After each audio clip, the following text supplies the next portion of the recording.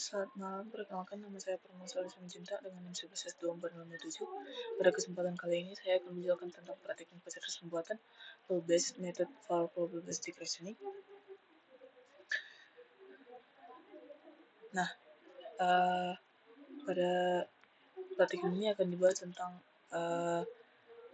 konsep ketidakpastian, definisi dan cara kerja certain dan faktor CF, membedakan antara measure of belief dan measure of disbelief, mengimplementasi perhitungan CF tunggal dan nilai MB, mengimplementasikan formula kombinasi CF untuk menggabungkan beberapa bukti atau gejala, membangun program sistem pakar sederhana berdasarkan studi kasus diagnosis penyakit kulit.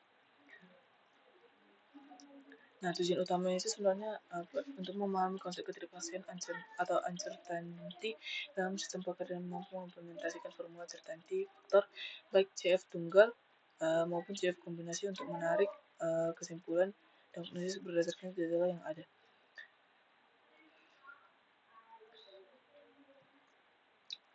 Nah,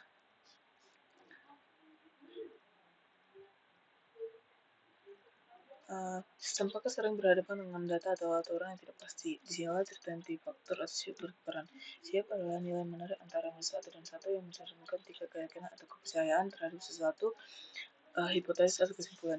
Nilai ini dihitung dari dua komponen utama. Yang pertama adalah measure of belief atau MB atau ukuran kepercayaan, dan yang kedua adalah measure of disbelief atau MD atau ukuran ketidakpercayaan. CF tunggal dihitung dengan formula sederhana. CF sama dengan MB kurang MD. Untuk menggabungkan bukti dari banyak gejala, kita menggunakan formula kombinasi CF atau CF combine, yang dimana formulanya secara belum menggabungkan nilai CF dari gejala satu persatu untuk mendapatkan nilai ketidakpercayaan dari seseorang terhadap satu penyakit. Nah, untuk mengimplementasikan certainty faktor ini, saya telah menyusun kode program Python terdiri dari dua komponen utama, yaitu baris pengetahuan dan fungsi informasi. Sebenarnya untuk baris pengetahuan sebenarnya sudah diberikan dari modul praktikum. Jadi di sini basis pengetahuan juga keempat struktur data utama dictionary, gejala dan penyakit mendefinisikan data lengkap gejala dan penyakit yang ada di dalam sistem. Terus adalah inti dari sistem pakar yang membedakan setiap penyakit, misalkan P01 dermatitis atau alergi ke dalam kode gejala yang berbeda, misalnya G01, G02, dan seterusnya. Ini adalah dari aturan if then. Selanjutnya CF baik tempat pakar menentukan keyakinan untuk setiap pasangan penyakit dan gejala merupakan nilai MD atau measure belief dan MB atau measure of disbelief. Selanjutnya ada fungsi inferensi terdiri dari tiga fungsi, yaitu calculate yang melakukan perhitungan certainty faktor tunggal CF sama dengan MB dikurang MD. Combine, di sini def combine adalah fungsi kita yang mengimplementasikan formula kombinasi CF. Fungsi ini menangani tiga kasus spesifik. Jika kedua CF positif, kepercayaan akan meningkat. Jika keduanya negatif, ketidakpercayaan akan meningkat. Dan jika salah satunya positif dan yang lain negatif, hasilnya adalah rekonsiliasi nilai keyakinan tersebut. Selanjutnya adalah run interference, di mana fungsi ini terdiri dari tiga fungsi juga, calculate, combine, dan run interference.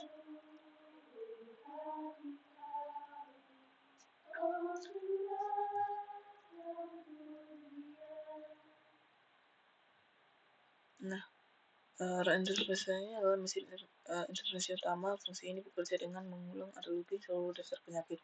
Untuk setiap penyakit yang membandingkan gejala yang diinput pasien dengan aturan yang ada. Gejala yang cocok diolah, dihitung CF tunggalnya, kemudian dihitung CF final secara iteratif. Menggunakan fungsi combine, hasil akhir adalah dasar penyakit ini diurutkan berdasarkan nilai CF total tertinggi yang menunjukkan diagnosis paling mungkin.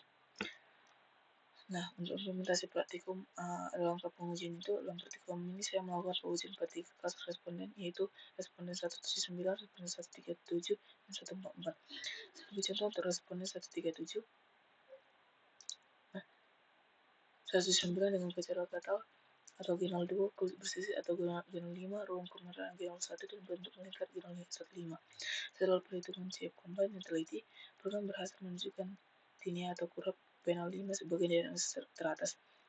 Dengan nilai CF tertinggi yang konsisten dengan hasil perhitungan manual. Program ini menunjukkan bagaimana nilai CF dari masing-masing gejala digabungkan secara sistematis untuk meningkatkan tingkat kepercayaan akhir terhadap diagnosis. Saya juga menggunakan responden 137 dan 144 untuk melihat bagaimana sistem menangani set gejala yang lebih kompleks atau tumpang tindih. Nah, meskipun implementasi kode dan perhitungan matematis CF dalam program sudah akurat, hasil analisis menunjukkan adanya inkonsistensi yang signifikan antara diagnosis dan di hasil program atau nilai CF tertinggi dengan dari hasil pakar sebenarnya. Nah, saya akan menunjukkan mungkin beberapa hasil perhitungan secara manual. Nah, ini.